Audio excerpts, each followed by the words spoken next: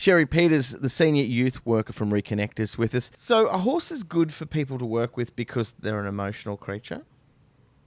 Yeah, absolutely. And I think because it's more like that experiential learning. So if you're like in the moment, like depending on what activity you're doing, like the horse is kind of going to communicate with you whether what you're doing is right or wrong, And so because they're relying on trust and that partnership, so if they're not feeling it, they're going to let you know.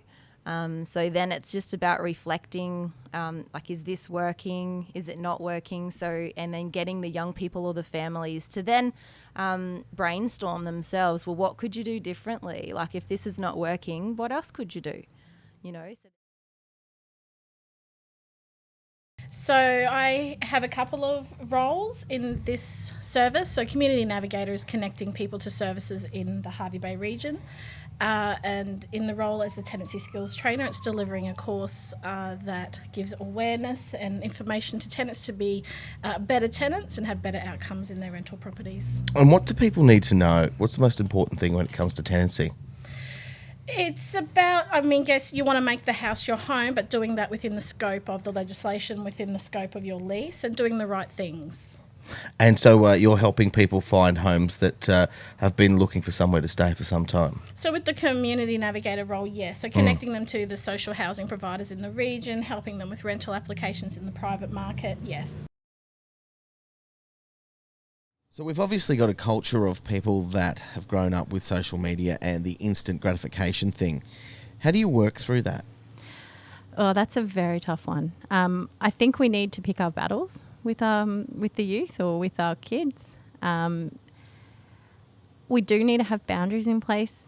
It's hard because, I know that there's some really great parents out there that kids are running away because they're taking their phone off them, or they're running away because they're refusing to let them use the internet after 8 o'clock at night or whatever it might be. And then we're ending up with a young person on the streets who's 13 or 14 that refusing to go home because they don't like the rules. It's such a hard thing to navigate right now. And parents are losing, or it feels like they've lost a lot of rights in terms of whether they can go and pick them up and make them come home. The police are very limited by what they can do if the young person refuses to go home.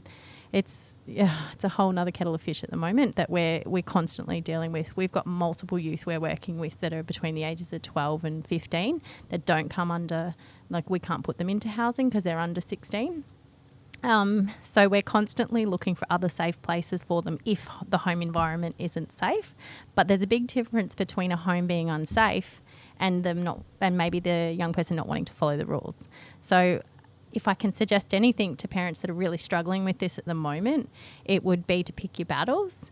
Look, you can still have guidelines and rules, but there needs to be some sort of middle ground, because if you take something off them that's so important, that might be their only connection at the moment. We talked about COVID previously. Some people are only having that connection through social media at the moment. I think we just need to monitor it, make sure it's safe, make sure if they are on apps like, your TikTok and things like that, that what their friends list looks like and that they're not talking to strangers. So I think it's just being wary. It's having those open conversations with the youth about why you're doing it. You don't just say, look, nope, you can't go on there from 8 o'clock at night. It's like, this is why I'm saying that, mate. Or this is why you shouldn't be doing that.